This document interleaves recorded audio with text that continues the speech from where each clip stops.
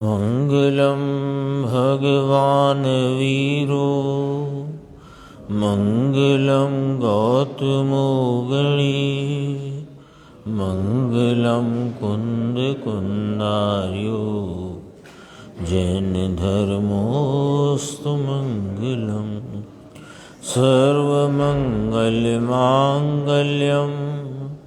सर्वकल्याणकारकम प्रधानं सर्वधर्माणां जैनं जयतु शासनम्। मैं नमो तीर्थनायक को, नमो ओंकार वाणी को, नमो उन कुंद प्रभु को जिन्होंने ओंकार धारण की। अहो उपकार जिनवर का, कुंद का दिव्य वाणी का, जिन कुंद ध्वनि दाता उनका हान स्वामी का। चिदानंदिक रूपाए जिनाए परमात्मने, परमात्म प्रकाशाय नित्यं सिद्धात्मने नमः।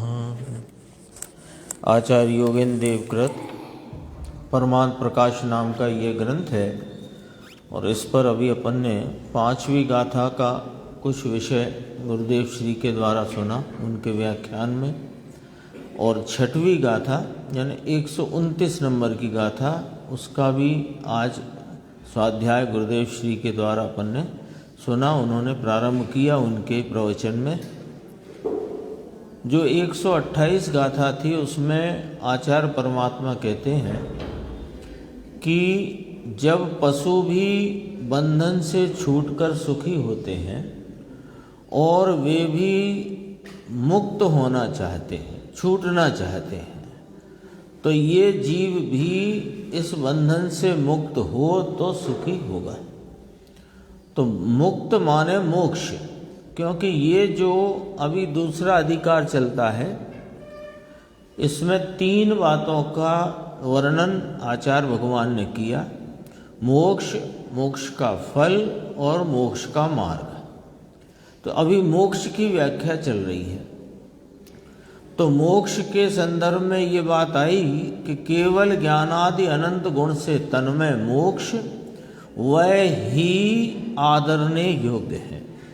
ये आई ना चर्चा अंत में। सारांश यह है कि, भावार्थ यह है कि केवल ज्ञानादि अनंत गुण से तन्मय मोक्ष वह ही आदरने योग्य है।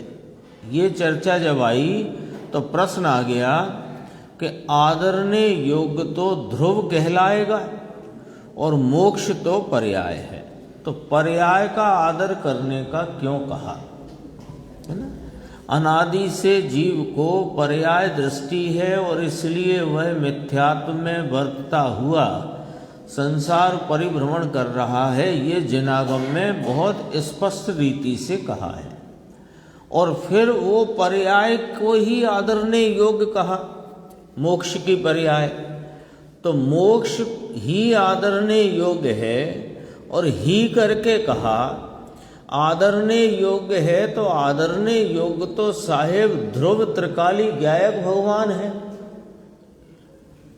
तो फिर मोक्ष को आदरने योग्य क्यों कहा, ये यहाँ पर प्रश्न श्रोता ने अपने सामने रखा, गुरुदेव के सामने रखा। तो गुरुदेव उसका समाधान करते हैं। देखो यहाँ तो क्या कहना है, क्योंकि वर्णन काय का चलता है मोक्ष का, है ना। ये अपने ख्याल में रखना कि ये अधिकार काय का है कि मोक्ष, मोक्ष का फल, मोक्ष का फल अनंत ज्ञान, अनंत दर्शन आदि, अनंत सुख, और उसका मार्ग या कारण क्या है। तो अभी मोक्ष की व्याख्या चल रही है। तो मोक्ष नाम पर्याय, तो उसको ही यहाँ समाधान में प्रकट किया गुरुदेव ने यहाँ तो पर्याय प्रकट की है, वह आदरने योग्य है, ऐसा कहना है। यहाँ इस रीति से कहना है। क्यों ऐसा क्यों कहना है कि सुनो, साध्य जो केवल ज्ञान है ना, तो केवल ज्ञान कहो, मोक्ष कहो, वह साध्य भाव है, और ध्येय है वो द्रव्य है। वस्तु जो है अनंत गुण का पिंड, अभेद अखंड, वह तो ध्येय है, और उस ध्येय का साधन करके साध्य जो प्रकट होता है वह सिद्ध पद है। समझ में आया? ध्येय तो वस्तु है। यहाँ मोक्ष को ही आदरने लायक कहा, उसमें भी मंशा अभिप्राय तो यही है कि वहाँ पर जो अनंत गुणों का अभेद वस्तु तत्व, अनंत गुणों का पिंड अखंड, यह भगवान आत्मा ही ध्येय है, क्योंकि ये कारण तत्व है। और इस कारण को ध्येय बनाकर जो कार्य केवल ज्ञानादि सिद्ध अवस्था का कार्य हुआ, तो वो जो सिद्ध अवस्था साध्य अवस्था, साध्य और साधन और साधक ऐसे अपन देखते हैं। साध्य किसको कहा कि जो भाव प्रकट करने योग्य है उसका नाम है साध्य। और साधक कौन है कि उसको प्रकट करने के लिए वर्तता हुआ जो भाव है वो साधक है।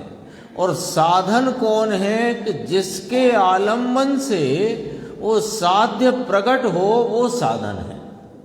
तो ये भगवान आत्मा ध्येय रूप वस्तु, ये साधन, इसको साधन करता हुआ साधक भाव, उससे साध्य दशा की प्राप्ति, मोक्ष की प्राप्ति है। साधक यानी साधन के द्वारा वर्तता साध्य के प्रयोजन का भाव, यानी मोक्ष मार्ग। अपने यहाँ साध्य साधक भाव लिया है ना, तो मोक्ष मार्ग वह साधक भाव। मोक्ष मार्ग का साधन ये ध्येय रूप अपना आत्मा, और उसके फल में प्रकट होती है मोक्ष रूप दशा साध्य भाव। साध्य माने जो साधने के द्वारा प्रकट किया जाए वो साध्य। साधक माने साधना, और उसका साधन माने अपना त्रिकाली ज्ञायक अभेद तत्व। तो ध्येय कौन है कि ध्येय तो अपना चैतन्य तत्व है। तो ध्येय चैतन्य तत्व है, इसकी आराधना से जो प्रकट होता है वो अपना मूल प्रयोजन परक प्रकट करने योग्य भाव, वह मोक्ष है। तो मोक्ष को ही आदरने योग्य कह करके वास्तव में मोक्ष का कारण तत्व जो है उसको आदरने योग्य कहा है। कारण कार्य आ गया ना समझ में। कार्य किसे कहा? मोक्ष दशा, मोक्ष पर्याय वो कार्य है। और कार्य का जो कारण है वो अपना त्रैकालिक भाव, अभेद अखंड चैतन्य तत्व, वो कारण है। तो कार्य की उत्पत्ति किसके आलम्बन से है कि कारण के आलम्बन से। तो कार्य ही आदरने योग्य है, ये कहकर कहना तो यही है कि कारण तत्व आदरने योग्य है। ये इसका भाव है। यहाँ पर देखो, त्रिकाली आनंद का नाथ प्रभु ही उपादेय है, आदरणीय है।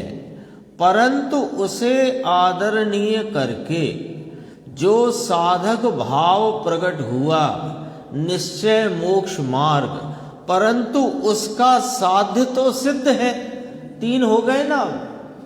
ये साधन रूप अपना त्रिकाली ज्ञायक भाव, इसका आदर करने से, इसका आश्रय करने से प्रकट होता है मोक्ष मार्ग यानी साधक भाव। और उस साधक भाव से क्या प्रकट होता है कि साध्य रूप मोक्ष भाव यानी कि साध्य दशा सिद्ध पद। ख्याल आ गया ना। अब उसका प्रश्न क्या था मुमुक्षु का कि आदरणीय योग तो साहेब ये त्रिकाली ज्ञायक भाव है, और आप यहाँ फरमाते हो, योगेंद्र देव यहाँ फरमाते हैं कि मोक्ष ही एक आदरणीय है। तो ये तो कार्य को आदरणीय कहकर उसके कारण को आदरणीय कहा है, क्योंकि कार्य रूप परिणमन तो प्रति समय हो ही रहा है। तो जो तुम इस चैतन्य तत्व का अनादर कर रहे हो पुण्य पाप भाव के आदर में, तो उससे क्या प्रकट हो रहा है कि संसार। तो संसार आदरणीय नहीं, तो संसार जिस भाव से प्राप्त हो वो भाव आदरणीय नहीं, पुण्य पाप। और पुण्य पाप भाव जिस उपयोग की बहिर्मुखता में अन्य वस्तुओं के आलम्बन में उत्पन्न होते हैं, तो वे अन्य वस्तुएं आदरणीय नहीं। तीन बातें हो गई, अपन ने पलट दी बात समझने के लिए कि इस चैतन्य तत्व का आदर नहीं करने से किसका आदर चल रहा है कि निमित्तों का। और निमित्तों के आदर में पुण्य पाप भाव रूपी भावों का परिणमन चल रहा है, और उनके फल में संसार फलित हो रहा है। ठीक है ना। तो अब प्रश्न उल्टा करें, मान लो कि क्या संसार आदरणीय है?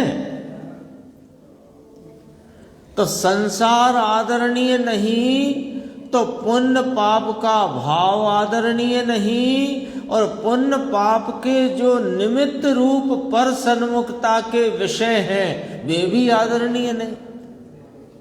तो अब बात पलट दो कि साध्य भाव आत्मा का पूर्ण लाभ मोक्ष अवस्था यदि ये आदरणीय है, उपादेय है, तो इसकी उपादेयता नाम इसको प्रकट करने के लिए सम्यक दर्शन ज्ञान चारित्र रूप मोक्ष मार्ग उपादेय है।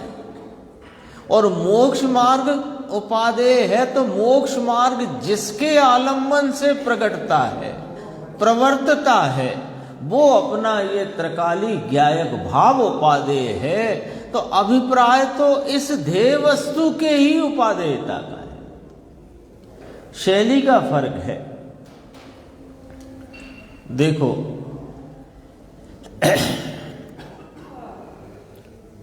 निश्चय मोक्ष मार्ग, परंतु उसका साध्य तो सिद्ध अवस्था है, प्रकट करने की दशा तो सिद्ध है, क्योंकि ये कारण तत्व है। तो कारण तत्व तो अनादि अनंत सदा काल एक रूपता से ज्यों का त्यों, यों का यों ही रहा है, ऐसे का ऐसा ही रहा है। लेकिन ये परिणमनशीली तत्व है, तो प्रति समय परिणमन तो कोई ना कोई हो ही रहा है, तो कार्य तो उपस्थित हो ही रहा है। तो कौन सा कार्य उपादेय है? अब इधर से बात करते हैं, कौन सा कार्य उपादेय है? संसार रूप प्रवर्तन उपादेय है कि संसार से मुक्त होकर आत्मा के पूर्ण लाभ का भाव उपादेय है? प्रश्न अपना सामने है, उसका उत्तर क्या आया कि पूर्ण लाभ, आत्मा का पूर्ण लाभ रूप साध्य अवस्था नाम सिद्ध पद अर्थात मोक्ष ही उपादेय है। तो ये मोक्ष कार्य रूप भाव है। तो जो कार्य, यदि यही कार्य उपादेय है तो इसका कारण उपादेय होगा, तो ये कार्य होगा। कारण उपादेय होगा तो कार्य होगा। है ना, दूध मीठा करना है, तो दूध का मीठा करना उपादेय है। तो उसका कारण जो शक्कर है उसको, उसका डिब्बा खोजना कि दूध मीठे का मंत्र पढ़ना, उस कारण तत्व का प्रयोग करो, उस कारण तत्व का को प्रयोग नाम उसको ही लक्ष्य में रहो। तो उसका लक्ष्य लोगे तो वह कार्य भाव उत्पन्न होगा। आ गया, ख्याल में आई बात। तो हमें क्या उपादेय है, इधर से चल रहे हैं दशा की तरफ से, क्योंकि प्रश्न प्रभाकर भट्ट ने क्या पूछा। प्रभाकर भट्ट ने पूछा कि हे योगींद्र देव, मोक्ष, मोक्ष का फल और मोक्ष का कारण अर्थात मार्ग क्या है, सो आप हमको कृपा करके कहिए। तो उन्होंने कहा कि जैसा जिनेंद्र परमात्मा ने फरमाया है वैसा मैं तुमको क्रम से कहूँगा, तो तुम उसे सुनना। सुनना अर्थात कि उस रूप परिणमन करना, सुनने का अर्थ है ना। बच्चे से कहो पानी ले आओ, सुन लिया कि हाँ सुन लिया, तो सुन लिया का अर्थ वहां पर क्या लगाओगे आप कि पानी ले आओ, सुन लिया, तो फिर पानी लेकर आने रूप परिणमित हो जाओ, उस कार्य में परिणमन करो। तो यहाँ हम कहते हैं, योगेंद्र देव कहते हैं कि हम कहते हैं तुमको क्रम से कहेंगे। तो क्रम से कहेंगे तुम सुनना। तो कैसे सुनना कि सुनकर परिणमन करना, ऐसा कहा। तो उसमें मोक्ष का वर्णन करते हुए कहा कि मोक्ष ही आदरणीय है, अर्थात मोक्ष का कारण भाव आदरणीय है। ये इसमें अभिप्राय अंतर्गर्भित है, ये गुरुदेव ने स्पष्ट किया।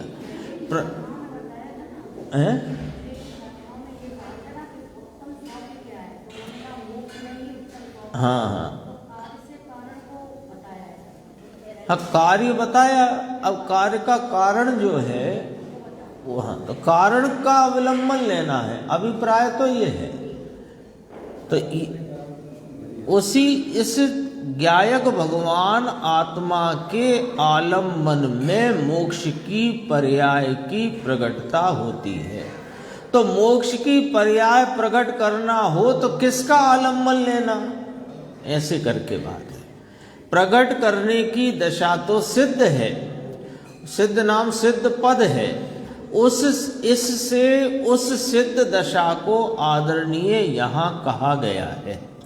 समझ में आया ऐसा मार्ग गजब। यह तो लोग तो ऐसे बाहर से ये करते ना, व्रत नियम और अभ्यास यह और वो सब, इन सब से निश्चय होगा, इन सब से धर्म होगा, इन सब से मोक्ष होगा, ऐसा इस जीव को अनादि का शल्य है, मिथ्या शल्य है।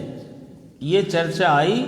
और फिर ये जो 128 गाथा के अंत की थोड़ी सी बात देखते हैं। इसलिए ज्ञानी पुरुष विशेषता से, मुख्य पने से, ऊर्ध्व पने से, एकमात्र पने से मोक्ष को ही इच्छते हैं। विशेषता शब्द का भाव समझना।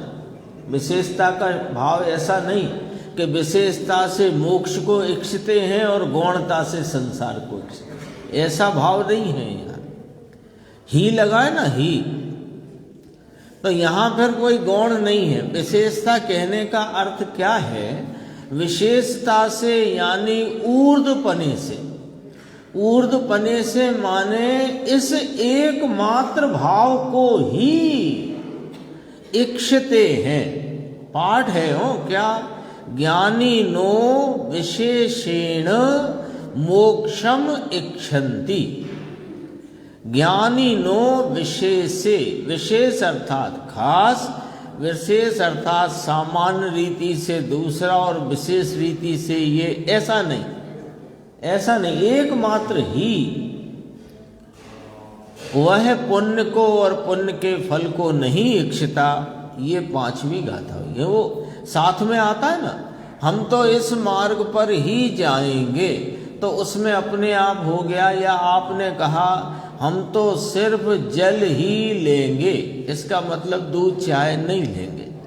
ऐसे यहाँ कहा कि हम तो इस मोक्ष रूपी इस साध्य पद को ही प्रगटाएंगे, इसको ही प्राप्त करेंगे। हम पुण्य और पुण्य के फल को इच्छते नहीं हैं। ये बात आई।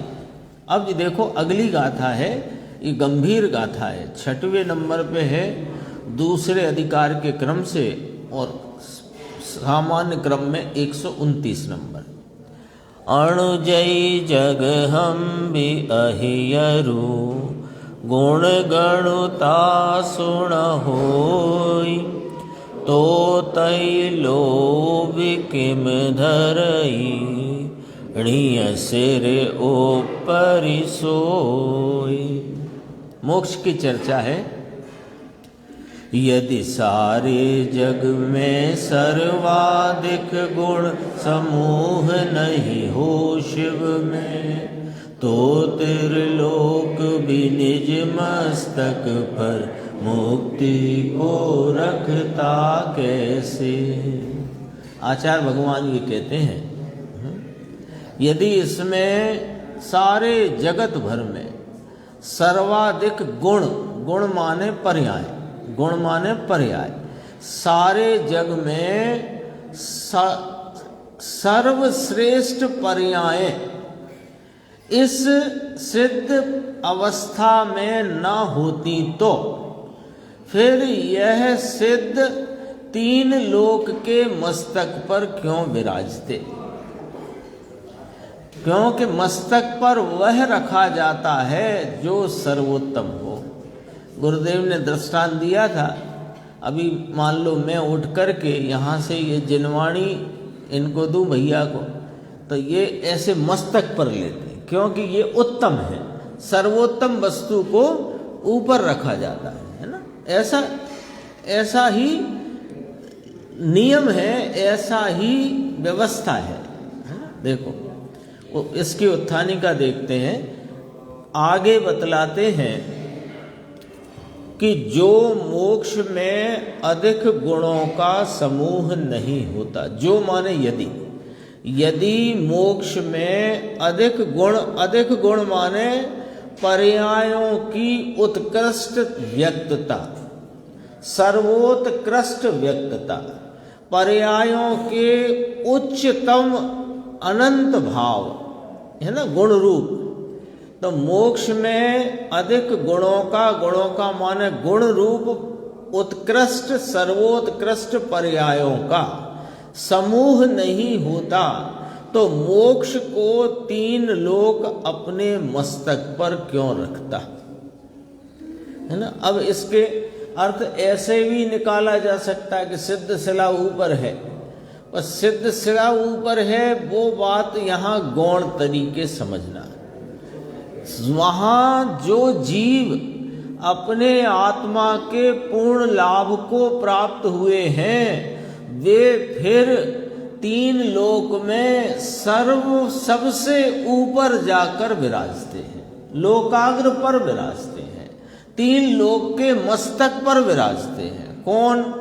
जो जीव इस संसार रूपी मलिनता का अभाव करके और अपने अनंत गुणों के परिपूर्ण प्रकटता के भाव को उन परिपूर्ण पर्याय रूप से जो परिणम गए हैं, वे इस लोक के सर्वोत्कृष्ट ऊंचाई पर अग्र में मस्तक पर विराजते हैं। सिद्ध शिला जो है वो गौणपने समझना, स्थान की अपेक्षा अपने को सिद्ध पर्याय की अपेक्षा मुख्य रखना है, समझना बात को। सिद्ध शिला वो तो एक स्थान है ना, और वे सिद्ध वहीं विराजते हैं, बस इतना समझना। लेकिन वे सिद्ध उनकी पर्याय में यदि सर्वोत्कृष्ट भाव नहीं हुआ होता तो वहां क्यों विराजते? ऐसा न्याय रखा। फिर इस न्याय पर से बात ऐसे पकड़ना कि पर्याय में जिन जीवों के संसार की सर्व मलिनता का अभाव होकर, अल्पता का अभाव होकर, पर्याय में परिपूर्णता का, परिपूर्ण शुद्धता और आनंद का प्रगटपना हुआ है, वे इस लोक के मस्तक पर विराजते हैं। क्यों?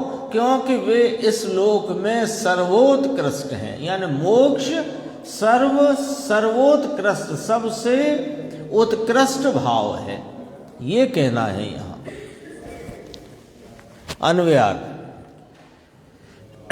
फिर यदि सब लोक से भी बहुत ज्यादा गुणों का समूह माने पर्याय, है ना, पर पर्याय में सर्वोत्कृष्ट भाव, पर्याय गुणों का समूह उस मोक्ष में नहीं होता।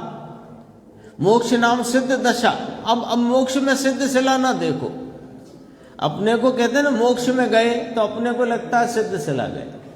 वे तो मोक्ष जीव का स्वभाव ऊर्ध्वगमन का है। इधर से पकड़ो बात, जीव का स्वभाव ऊर्ध्वगमन का है।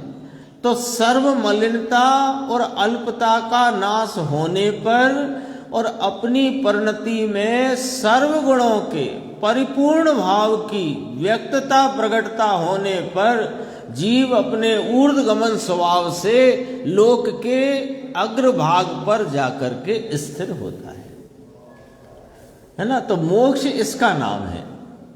ऐसे सामान्य अपन मोक्ष गए, तो मोक्ष गए माने सिद्ध शिला पर विराजते हैं। विराजते वही हैं, ये नहीं है कि और कहीं विराजते, लेकिन सिद्ध शिला का नाम मोक्ष नहीं है। पॉइंट ये है, समझना ये है, गुणों का समूह उस मोक्ष में यानी उस सिद्ध अवस्था में न होता तो तीनों ही लोक अपने मस्तक के ऊपर उसी मोक्ष को क्यों रखते। तीन लोक है ना, ऊर्ध्व लोक, मध्य लोक, अधोलोक। तीनों लोकों का सिरताज जो है वहां, क्योंकि लोक का द्रव्य लोक के बाहर तो जा नहीं सकता, ये भी एक बात है। लोक का द्रव्य लोक के बाहर जा नहीं सकता, लेकिन लोक के अग्रभाग पर स्थित है। और जैसे अपन जमीन पर चलते हैं तो यदि अपन सब लाइन से खड़े हों तो नीचे से सब समान होंगे, ऊपर से अंतर आएगा। और सिद्ध अवस्था को प्राप्त जो जीव हैं वे अपने अंतिम शरीर से कुछ न्यून अवगाहना वाले होते हैं। सो वे इस प्रकार वहां विराजते हैं कि सबके ये ऊपर का भाग समान है, नीचे अंतर है। तो सबको पता है, लेकिन यहां उसको अपन प्रसंग है तो याद किया उस बात को। देखो इसकी टीका जरा अपने को गंभीरता से सुनना समझना है। देखो, मोक्ष लोक के शिखर नाम अग्रभाग पर है, सो सब लोकों से मोक्ष में बहुत ज्यादा गुण है। मोक्ष लोक के शिखर नाम अग्रभाग पर है, यानी जो सिद्ध अवस्था को प्राप्त जीव हैं वे शिखर नाम लोक के अग्रभाग पर हैं। स्थान ना देखो, स्थान मत देखना, नहीं तो वो उसका भाव नहीं पकड़ में आएगा। इसका जो भाव है ना टीटू भाई, वो भाव तब समझ में आएगा कि मोक्ष नाम आत्मा की परिपूर्ण आत्मलाभ रूपी दशा, आत्मा के अनंत गुणों की परिपूर्ण प्रगट दशा, वो उसका नाम मोक्ष है। वो आप स्थान नहीं देखना, फिर कहेंगे स्थान के आधार से देखना आत्मा के परिपूर्ण लाभ के भाव को, प्रगटता को। देखो, मोक्ष लोक के शिखर नाम अग्रभाग पर है। इसको ऐसे समझो कि जो जीव अपने आत्मा के अनंत वैभव की परिपूर्णता को प्राप्त हुए हैं, वे सब जीव लोक के अग्रभाग पर उनका समुदाय है। सिद्ध चक्र है ना, सिद्ध चक्र, चक्र नाम समूह, तो वहां है। सो सब लोकों से मोक्ष में ज्यादा गुण है। अब इसको सब लोकों से मोक्ष में बहुत ज्यादा गुण है, अर्थात ऊर्ध्वलोक, मध्यलोक और अधोलोक में रहे हुए जीवों की जो प्रगटता के भाव हैं, वे भले देवादिक में बहुत दिव्यता हो, मध्यलोक में मुनि रूप साधना हो, तीन कषाय चौकड़ी की अभाव रूपता हो, वो सब हो, लेकिन यह जो सिद्ध अवस्था है वो वास्तव में किसी लोक में रहे जीव की नहीं है। ऐसे ही चलना है अपने को इसको समझने के लिए। सो सब लोकों से मोक्ष में बहुत ज्यादा गुण है। मोक्ष का अर्थ समझ गए ना, कि जिन जीवों के अनंत गुणों की पूर्ण लाभ की दशा प्राप्त है, वे तीन लोक में रहे हुए कोई जीव, साधक हो बाधक हो, लिया था ना गुरुदेव ने, मिथ्या दृष्टि हो, समकिति हो, श्रावक हो, मुनिराज हो, उन सब से अधिक गुण उनकी पर्याय में प्रकट है। ऐसे करके लिए देखो, मुनि तो मध्यलोक में ही होते हैं और समकिति ऊर्ध्वलोक में भी होते हैं, नरक में भी होते हैं, है ना, और मिथ्या दृष्टि सब जगह होते हैं। तो वो अभी मिथ्या दृष्टि, समकिति, श्रावक और मुनि, उन सब में सर्वाधिक पर्याय में लाभ को प्राप्त सिद्ध परमेष्टि या सिद्ध अवस्था, सिद्ध को यहां मोक्ष शब्द से कहा जा रहा है। ठीक है, तो कोई, अब यहां लॉजिक रखा, कोई किसी को अपने सिर पर रखता है, वह अपने से अधिक गुण वाला जानकर ही रखता है। यदि छायक सम्यक तो केवल दर्शनादि अनंत गुण मोक्ष में नहीं होते, तो मोक्ष सबके सिर पर नहीं होता। लॉजिक रखा है कि गुरुदेव ने दृष्टांत दिया था कि जैसे अभी अपन लोग ये जिनवाणी है, तो जिनवाणी दी, तो जिनवाणी को कोई दिया जाए और वो ले तो मस्तक पे रखता है बस, तो उसमें सहज विनय का भाव है। क्यों? कि वह उत्कृष्ट है, उत्कृष्ट होने से विनय है, तो अधिक गुण वाला जानकर ही रखता है। यदि छायक सम्यक्त केवल दर्शनादि अनंत गुण मोक्ष में न होते, तो मोक्ष सबके सिर पर न होता। मोक्ष के ऊपर अन्य कोई स्थान नहीं है, यानी जहाँ आत्मा के पूर्ण लाभ को प्राप्त सिद्ध पद के में विराजते जो जीव हैं, उनके ऊपर कुछ नहीं होता है, अलोक होता है बस। क्या होता है उनके ऊपर? कुछ नहीं होता ना, अलोक होता है। सबके ऊपर मोक्ष ही है, सबके ऊपर माने सबसे ऊपर, और मोक्ष के आगे अनंत अलोक है, वह शून्य है। वहां आकाश, अलोकाकाश के अतिरिक्त तो और कुछ है नहीं।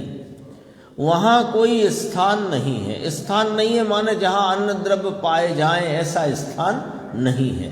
वह अनंत अलोक भी सिद्धों के ज्ञान में भासित हो रहा है। केवल ज्ञान है ना।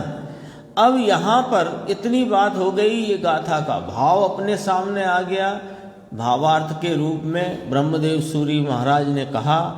अब यहाँ पर कहते हैं कि मोक्ष के संबंध में इस जगत में मोक्ष शब्द तो सब बोलते हैं, पर मोक्ष के संबंध में जैनेतर, जैन से भिन्न अन्य दर्शनों में अनेक प्रकार की भ्रांतियां प्रचलित हैं। उन भ्रांतियों का यहाँ पर शमन करते हैं, निषेध करते हैं, यानी भ्रांति मिटाते हैं।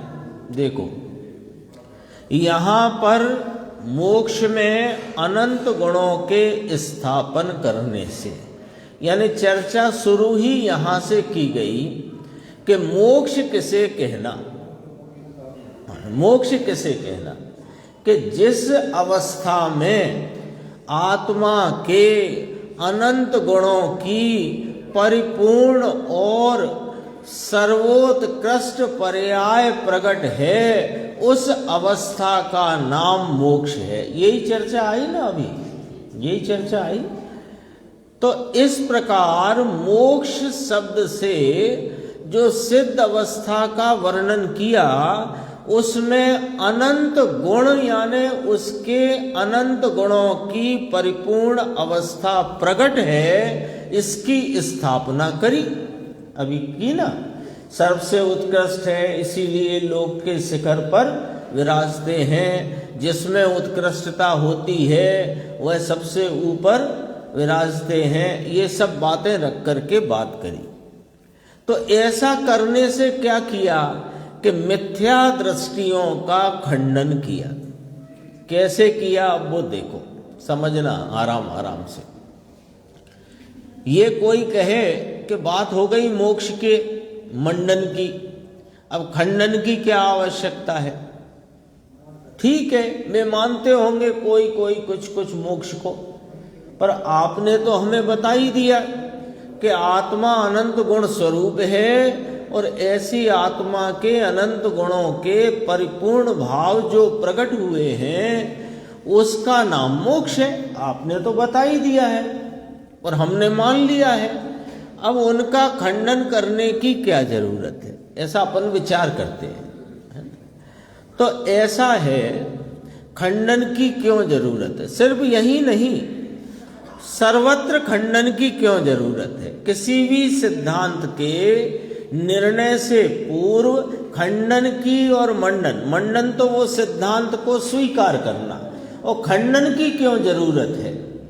इसलिए कि जो तुमने स्वीकार किया है बस एक वही दृढ़ता से स्वीकार होना चाहिए। अन्य सब का खंडन करने से, उनका खंडन करने का हमारा अभिप्राय अपने द्वारा स्वीकार किए भाव की दृढ़ता के लिए है, दृढ़ता के लिए है। जब तक यदि हमने ये स्वीकार किया कि मोक्ष किसे कहा कि आत्मा के अनंत गुणों की परिपूर्ण प्रकटता का नाम, पूर्ण आत्मलाभ का नाम मोक्ष है, ये अपन ने स्वीकार किया। अब किसी ने आके कहा कि वो मोक्ष तो सो जाने की अवस्था है, तो हाँ कह तो ठीक रहे हो तुम। क्यों? अब वहाँ वो अपन ने बचपन में पढ़ा है ना, वो पाठ में, खांसी और जुकाम नहीं है जहाँ नहीं है वहाँ नहीं, क्या क्या है। हाँ, तो जब कुछ ही नहीं है तो फिर वो ठीक तो कहा, सो गया होगा, सोने जैसी अवस्था है, वही मोक्ष हो। कोई काम नहीं है, ये नहीं है, वो नहीं है, तो फिर ठीक है। ये भाई साहब कह रहे हैं कि सो जाने का नाम, निष्क्रिय हो जाने का नाम है ना, उसका नाम मोक्ष है। ठीक कहा इनने भी, अब उनने भी ठीक कहा, तुमने भी ठीक किया, और दोनों विपरीत बोल रहे। हाँ, ये सब इसमें लिया है, अभी अपन पढ़ेंगे। इसीलिए अपन यहाँ पर विचार ये कर रहे हैं कि खंडन की क्यों आवश्यकता होती है। खंडन की आवश्यकता क्यों होती है कि जिसे स्वीकार किया है उसकी दृढ़ता से स्वीकार होना चाहिए। हमें किसी के खंडन करने के लिए हम पे फुर्सत नहीं है कि तुम ऐसा मत मानो, तुम ऐसा ही मानो। हमें नहीं है फुर्सत किसी पूरे जहान दुनिया को समझाने की। हम तो अपनी समझ को मजबूत करने के लिए अपने ज्ञान में अन्य मिथ्या कल्पनाओं का खंडन करते हैं, जिससे हमारे ज्ञान में कोई कहता है ना, मैं थोड़ा बोल ही देता हूं, कोई कहे कि अपन ने जब ये बात स्वीकार कर ली कि तीन कषाय चौकड़ी की अभाव रूप प्रचुर स्वय संवेदन वाली दशा ही मुनिपना है, अन्य कोई मुनिपना नहीं, स्वीकार कर लिया। अब जो बाहर में आजकल अनेक प्रकारताएं दिखाई देती हैं वे मुनि नहीं है, तो मैं खंडन करने की क्या जरूरत है कि हमें उनका खंडन नहीं करना, हमें किसी का खंडन नहीं करना, हमें दुनिया को समझाने नहीं जाना, हमें तो हमने जिसे स्वीकार किया है उसकी दृढ़ता के लिए करते हैं हम, और किसी के लिए नहीं करते। ये पॉइंट है। देखो अभी इसमें कहा कोई मिथ्या, एक एक करके बात आएगी, है ना, आराम से अपन चलेंगे, अभी समय तो कम बचा है लेकिन हो जाएगा। कोई मिथ्या दृष्टि वैशेषिक आदि, ये एक दर्शन है वैशेषिक, तो कोई मिथ्या दृष्टि वैशेषिक दर्शन वाले आदि ऐसा कहते हैं कि जो बुद्धि सुख दुख इच्छा द्वेष प्रयत्न धर्म अधर्म संस्कार, ये 9 गुण हैं, इनका जब अभाव हो जाए तो मोक्ष होता है, ऐसा मानते हैं। सुनना अच्छे से, जरा समझना, ये खंडन से अपना मंडन दृढ़ होएगा, इसके लिए समझना। क्या मान्यता है वैशेषिक मत वालों की कि बुद्धि सुख दुख राग द्वेष, इच्छा लिया ना, राग द्वेष प्रयत्न धर्म अधर्म और संस्कार, ये 9 भाव जब अभाव को प्राप्त हो जाए उसका नाम मोक्ष है। ये वाली बात आई। अब यहाँ अपन पढ़ेंगे तो इसको पढ़ेंगे तो अच्छा, तो बुद्धि नाम ज्ञान होता है, यहाँ जो बुद्धि शब्द का प्रयोग है ज्ञान के लिए, तो ज्ञान का अभाव तो होता नहीं, लेकिन आगे लिखा है कि सुख दुख के, हाँ इंद्रिय सुख दुख अब उनको है नहीं, राग देश रहा नहीं, अब काय का धर्म अधर्म, अपन ने धर्म अधर्म काय को माना, ये करना धर्म और ये करना अधर्म, अब ये भी नहीं है उनको, तो अपने को लगेगा कि हाँ ठीक तो कहा, लेकिन सुनो ये सारा का सारा गलत है मामला। कैसे, वो देखो यहाँ उसका खुलासा करते हैं। वो जो बुद्धि सुख दुख इच्छा द्वेष प्रयत्न धर्म अधर्म संस्कार इन 9 गुणों के अभाव रूप मोक्ष है, ऐसा मानते हैं, उनका निषेध किया। कैसे कि सुनो कि इंद्रिय जनित बुद्धि का तो अभाव है, किंतु केवल बुद्धि यानी केवल ज्ञान का अभाव नहीं है सिद्ध अवस्था में। फिर दूसरा पॉइंट आया, इंद्रियों से उत्पन्न सुख का तो अभाव है, लेकिन अतीन्द्रिय सुख की पूर्णता है, और दुख इच्छा द्वेष यत्न, ये आए थे ना, देखो बुद्धि और सुख की बात हो गई कि जो इंद्रिय जनित बुद्धि है उसका तो अभाव है, ठीक कहा तुमने, लेकिन केवल ज्ञान रूपी परिपूर्ण ज्ञान का अभाव नहीं है। दूसरा, इंद्रिय जनित जो सुख है उसका तो अभाव है, लेकिन अतीन्द्रिय सुख की परिपूर्णता है। फिर आए थे बिंदु दुख इच्छा द्वेष प्रयत्न, यहां तक आओ। दुख इच्छा द्वेष प्रयत्न ये विभाव रूप भाव है, राग द्वेष इच्छा द्वेष है, दुख इच्छा द्वेष, दुख भी विभाव है, इच्छा विभाव है, द्वेष विभाव है, प्रयत्न नाम उसे करने का विकल्प, किसी कार्य को करने का विकल्प, ये भी विभाव है। सो इन विभाव रूप गुणों का तो अभाव ही है, केवल रूप परिणमन है, यानी इन विभाव रूप गुणों का तो अभाव है, केवल रूप माने स्वभाव स्वरूप परिणमन तो निरंतर वर्तता है। सिद्ध भगवंतों की बात है, मोक्ष की बात चलती। केवल रूप परिणमन माने स्वभाव रूप परिणमन, केवल अपने स्वरूप रूप परिणमन, केवल रूप परिणमन। फिर धर्म की बात आई थी ना, धर्म अधर्म संस्कार, 3 बातें हैं, इसकी भी देखो। व्यवहार धर्म का तो अभाव ही है, और वस्तु का स्वभाव रूप धर्म वही है, वह ही है। वस्तु का स्वभाव रूप धर्म कहाँ चला जाएगा? वो तो पूरी प्रकटता से वहां पर प्रवर्तमान है स्वभाव धर्म। अधर्म का अभाव तो आपने कहा सो ठीक ही है, और पर द्रव्य रूप संस्कार सर्वथा नहीं है, स्वभाव संस्कार ही है। स्वभाव संस्कार शब्द, संस्कार से क्या अर्थ लेना कि स्वभाव रूपता के परिणमन का कार्य निरंतर वहां पर चल ही रहा है। पर द्रव्य रूप संस्कार का तो अभाव सर्वथा ही नहीं है। तो जो मूढ़ माने जो मूर्ख इन गुणों का अभाव मानते हैं, कौन से गुण में 9 आए ना, बुद्धि, सुख, दुख, इच्छा, द्वेष, यत्न और क्या था, धर्म अधर्म संस्कार। ये जो कहे इन गुणों का अभाव मानते हैं, वे वृथा बकते हैं, वृथा बकवास करते हैं वे।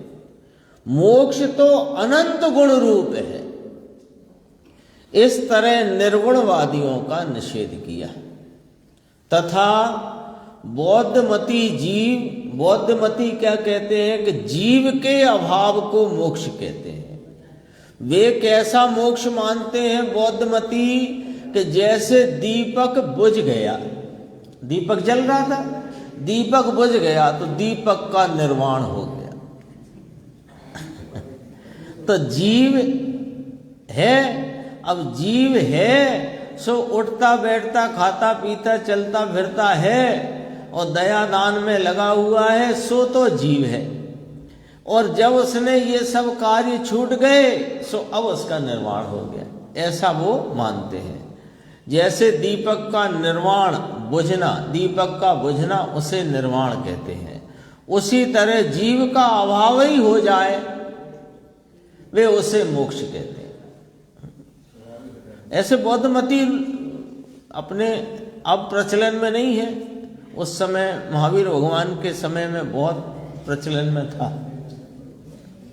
श्री एक राजा थे ना, तो वे बौद्ध मत को मानने वाले थे। फिर उन्हें सदुपदेश प्राप्त करके छायक सम्यक्त प्राप्त किया और अब वो तीर्थंकर होने वाले हैं।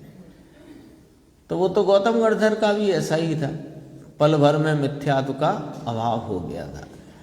अब ये बौद्ध क्या करते हैं, जैसा बौद्ध मानते हैं कहते हैं, ऐसा ही अपने यहाँ आसपास भी जो है वो ऐसा ही कहते सुनते आपको मिलेंगे, है ना, कि वो काय में विलीन हो गया, नहीं वो तो शरीर पंच तत्व में चला गया और जीव तो पता नहीं काय में विलीन हो गया। क्या बोलते हैं ये लोग, कल भाई साहब ही बता रहे थे, राजकुमार भाई साहब, जो कल आई थी ना चर्चा, हाँ वो परमात्मा में विलीन हो गया, चरणों में स्थान दे दो, ईश्वर के चरणों में स्थान मिल गया। ये बौद्ध मान्यता है भाई साहब, ये जैन लोग बोलते रहते हैं, हमें तो वास्तव में बहुत ही ऐसा लगता है क्या बोलते ही क्या है पता ही नहीं लगता। हाँ शांति दे, शांत ही कर दे, हैं? तीसरे पे जैन लोग बोलते हैं, आश्चर्य की बात ये है। जैसे दीपक का निर्वाण बुझना उसी तरह जीव का अभाव वही मोक्ष है, ऐसी बौद्ध की श्रद्धा का भी तिरस्कार किया। तिरस्कार किया माने उसको रिजेक्ट किया, खारिज कर दिया।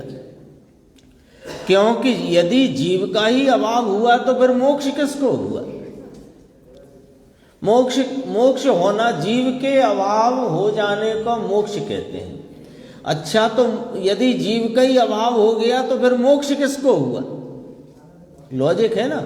वे दरअसल में क्षणवर्ती जो भाव है उसी को ही वस्तु मानते हैं, क्षणिक। क्षणिकवादी कहलाते हैं। जीव का शुद्ध होना वह मोक्ष है, अभाव कहना वृथा है ना। और ऊपर वाला शब्द जोड़ दो, वृथा बकवास है। और सांख्य दर्शन वाले वेदांती वे ऐसा कहते हैं कि जो एकदम सोने की अवस्था है, सुप्त अवस्था, वही मोक्ष है। वहां ना सुख है ना ज्ञान है, शून्य हो जाना। ना ज्ञान रहा ना सुख रहा, शून्य हो गया सुप्त अवस्था में। वे ऐसे मानते हैं ना, जैसे अभी अपन सो रहे हैं, यद्यपि ज्ञान चलता रहता है, लेकिन वैसा विकल्प कौन सा चल रहा है, क्या विकल्प उठना है, ऐसा ज्ञान नहीं चल रहा। भले ही तो सोने में अपन क्या मानते हैं कि देखो सोने में कोई ज्ञान तो चल नहीं रहा, और सुख भी नहीं है। अपन ने सुख किसको माना है कि रबड़ी हलवा खाने को सुख है, ठंड में गर्म कपड़े सुख है, गर्मी में एयर कंडीशन सुख है, ऐसा मान रखा है ना। तो ये सब नहीं है, यद्यपि वहाँ सब है, पर इसे ज्ञान ज्ञात नहीं हो रहा ना। वो तो सुप्त अवस्था है, तो वो सुप्त अवस्था को मोक्ष मानते हैं, जाना ज्ञान है न सुख है।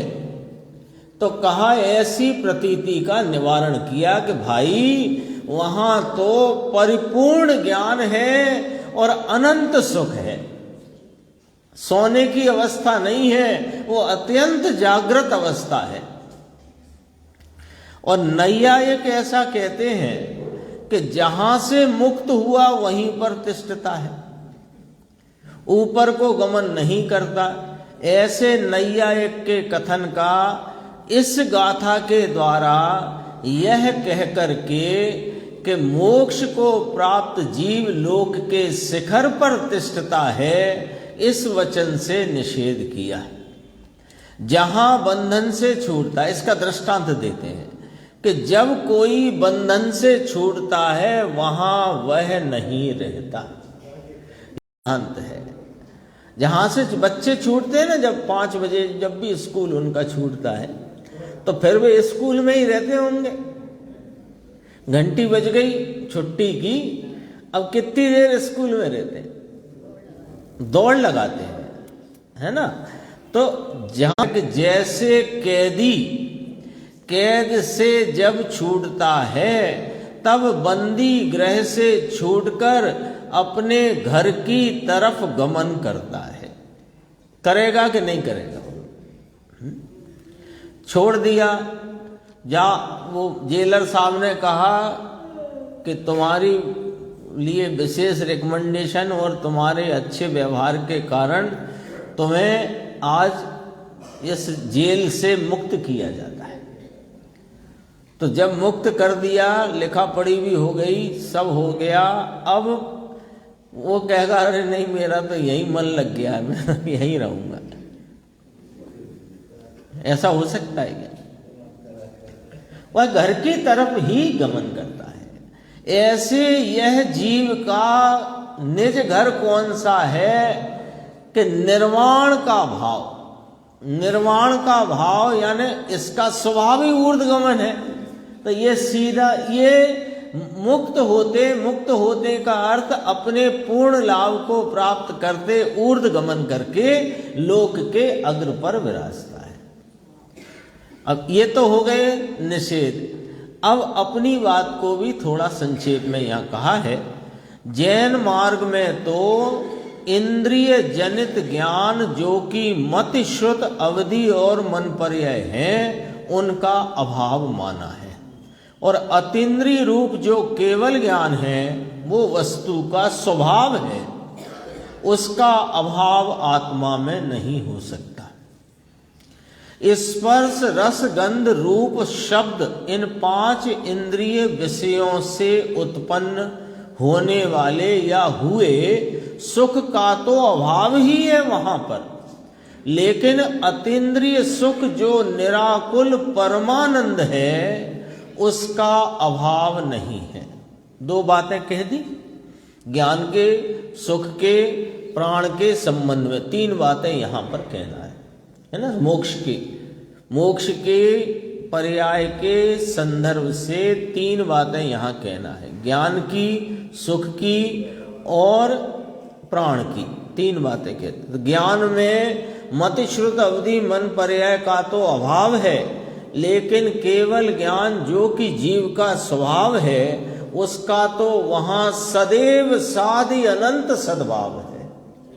दूसरी बात कि ये जो स्पर्श रस गंध रूप शब्द ये पांच इंद्रिय विषय हैं, इनके लक्ष्य से उत्पन्न होता हुआ जो इंद्रिय जनित सुख है उसका तो अभाव है, लेकिन अतीन्द्रिय सुख जो निराकुल परमानंद है उसका अभाव नहीं है।